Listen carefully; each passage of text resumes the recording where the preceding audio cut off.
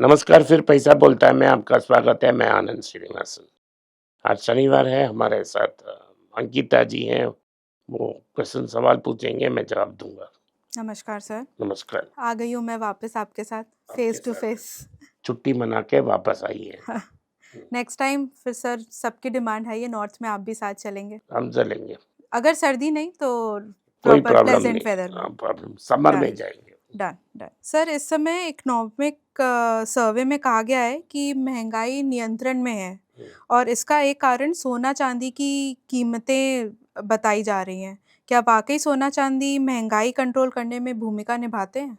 मुझे पता नहीं क्या कहते हैं, अंग्रेजी में कहते हैं कूल एड पी के आना।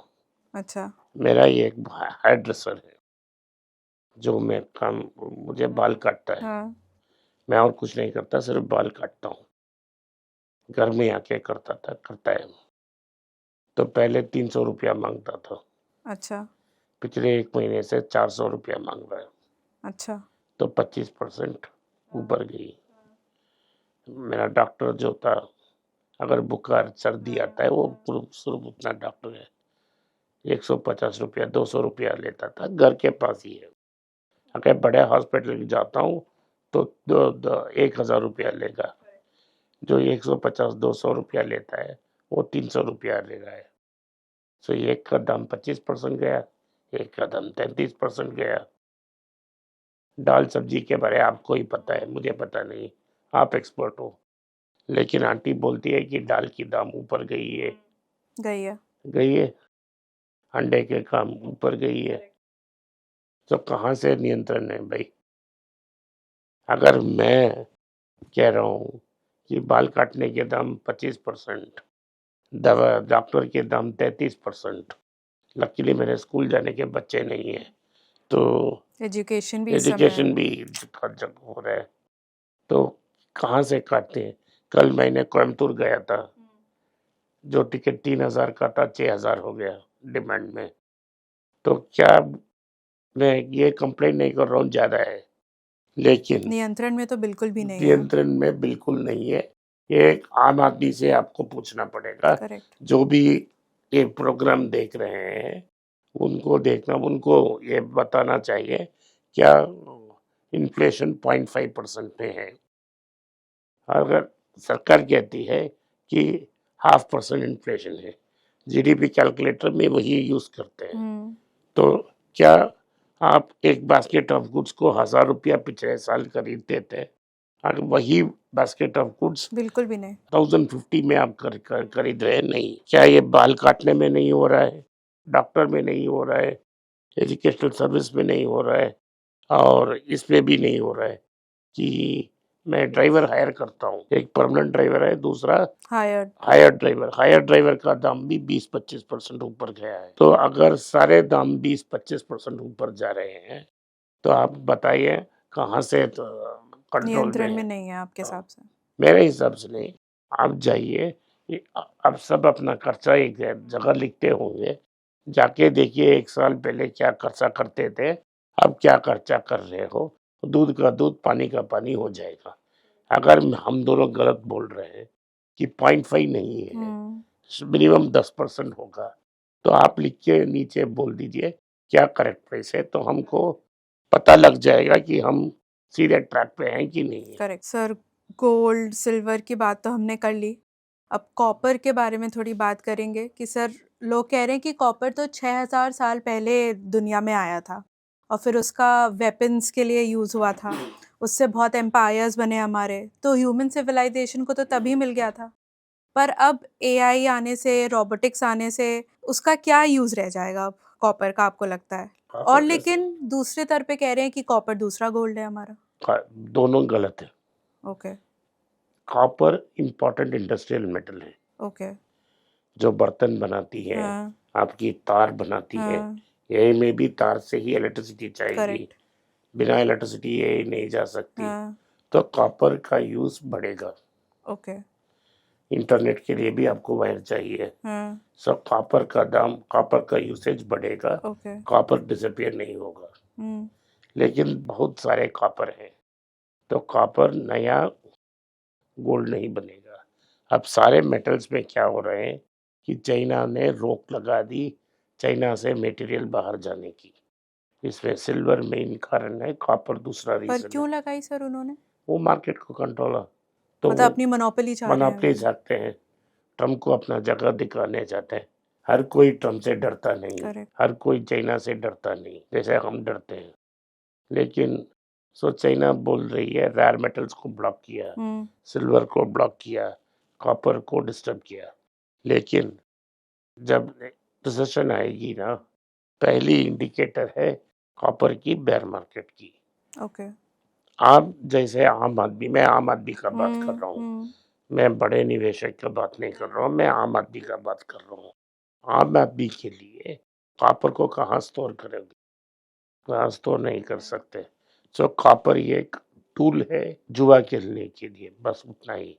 तो आप उसको मत करो। कॉपर को लेके आप बैंक नहीं जा सकते नहीं जा सकते। और पैसा नहीं ले सकते। तो आप गैम्बल करना छोड़ दीजिए। पहला, मैंने सिल्वर के बारे में बहुत सारी वार्निंग दी थी और गोल्ड ईटीएफ के बारे में भी वार्निंग दी थी। आज मार्केट में गोल्ड का दाम 500 रुपया गिरा। परसों जब मार्केट था, फ्राइडे मार्केट में सुबह 500 रुपया गोल्ड नीचे आया। लेकिन जीरोडा का ईटीएफ, सारी का गोल्ड और सिल्वर ईटीएफ 15% करेक्ट हुए। कैसा 500 रुपया, वो 2% का फॉल है। वो 2% फॉल ईटीएफ में 14-15% का गिरावट आ सकती है। तो अगर आपको जुआ खेलना है, आप खेल सकते हो। चांदी नहीं, गोल्ड नहीं होगा। चांदी का बड़ा करेक्शन आने वाला है। कॉपर नया गोल्ड नहीं है। अगर ये नया गोल्ड है तो सेंट्रल बैंक खरीदेगा। हम ट्रेडिशनल हाईली कंजर्वेटिव इन्वेस्टर हैं। हम ये नहीं चाहते हैं कि आप हर दिन नया नया फैड को हम अडॉप्ट नहीं करेंगे। लोग ने बोला क्रिप्टो गोल्ड को रिप्लेस करेगा। गोल्ड का दाम ऊपर जा रहा है, क्रिप्टो का दाम नीचे आ रहा है। पर सर तभी भी गवर्नमेंट ने कॉपर को बहुत रिकॉग्नाइज करा है, कुछ एक उसमें फील्ड में उसको। कॉपर में क्या हुआ, भारत में बड़ा रिफाइनरी दो है। एक गुजरात दहेज में है और दूसरा टुटुकुरिन में था। ओके। तमिलनाडु में टुटुकुरिन में था, डाउन साउथ। टुटुकुरिन में स्टरलाइट को प्रॉब्लम इसलिए आया कि उनके एनवायरमेंट स्टैंड्स ढीला थी। तो लोग ने प्रोटेस्ट किया, पुलिस फायरिंग ओपन हो गई, 19 लोग मारे गए।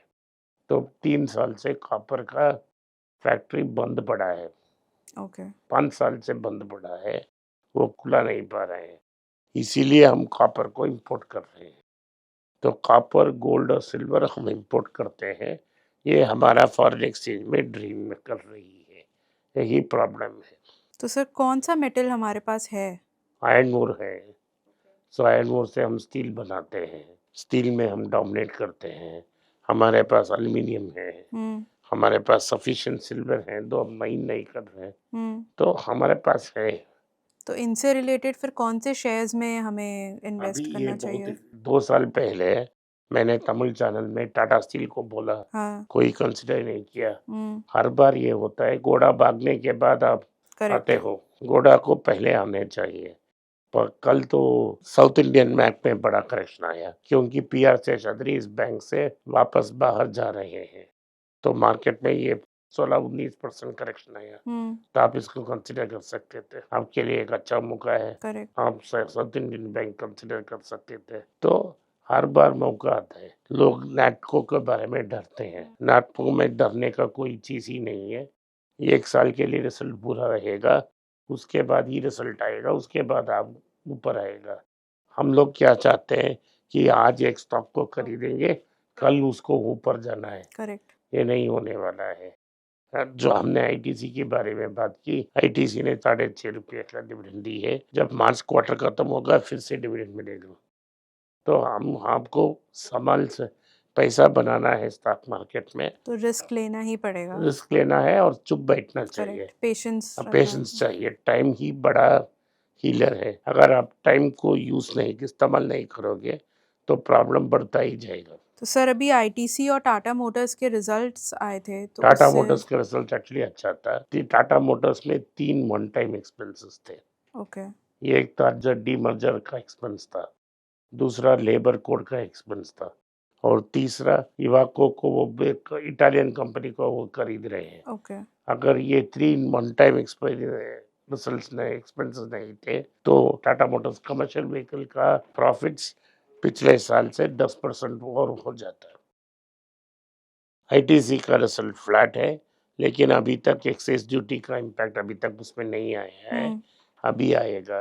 लेकिन ये एक्साइज ड्यूटी बढ़ाने से क्या होने वाला है कि चाइना से जो इम्पोर्टेड सिगरेट्स आते हैं उसका प्राइस, उसका स्मगलिंग ज़्यादा होगा और सेल्स प्रेशर में होगा। तो आईटीसी 1 साल के लिए प्रेशर में रहेगी।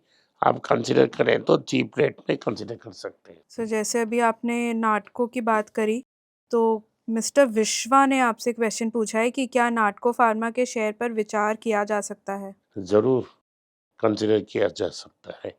और आखिर में ये कह रहा हूँ, हमने नीचे एक ईमेल आईडी दी है, आप इस ईमेल आईडी में संपर्क करें ताकि हमारा टीम आपके साथ प्लीज़। बात कर सकें और आपको मदद कर सके। कल सर हमारा वेटेड थिंग बजट आ रहा है इस साल का।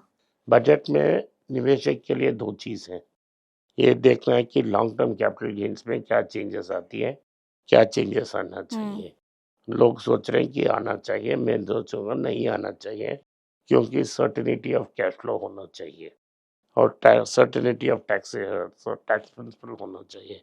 अगर हर 2 साल आप टिंकर करते रहेंगे तो लोगों को इस पे विश्वास निकल जाएगा। दूसरी चीज़ ये है कि मार्केट में रूमर है कि कस्टम्स ड्यूटी ऑन गोल्ड और सिल्वर ऊपर जा सकता है। क्या ये जाएगा, हमको देख कर ही बता सकते हैं। इसीलिए गोल्ड और सिल्वर में लोकल मार्केट में 4% का प्रीमियम है। ये अगर नहीं आती है तो ये 4% प्रीमियम नीचे आ जाए। कुछ अच्छा भी होगा सर आम जनता के लिए, या? टैक्स नहीं लगाया नया टैक्स, तो ये आपके लिए अच्छा है। करेक्ट। आज के लिए इतना ही। आपने इस पॉडकास्ट को सुना, इसके लिए मैं आपका आभारी हूँ। हो सके तो वीडियो को लाइक कीजिए, चैनल को सब्सक्राइब कीजिए और बेल नोटिफिकेशन दबाएं। इस वीडियो को अपने दोस्त और रिश्तेदार के पास भेजें और उन्हें देखने की आग्रह करें। नमस्कार, धन्यवाद, जय हिंद। नीचे एक ईमेल स्क्रॉल हो रहा है, इसका ईमेल एड्रेस है paisa.bolta hai.np@gmail.com। अगर आप मुझसे संपर्क करना चाहते हैं तो इस ईमेल में मेल भेजें, मेरी टीम आपसे बात करेगी। फिर से बता रहा हूँ मैं, paisa.bolta hai.np@gmail.com। इसमें आप मेल भेज सकते हो, मेरा टीम आपसे संपर्क करेगा।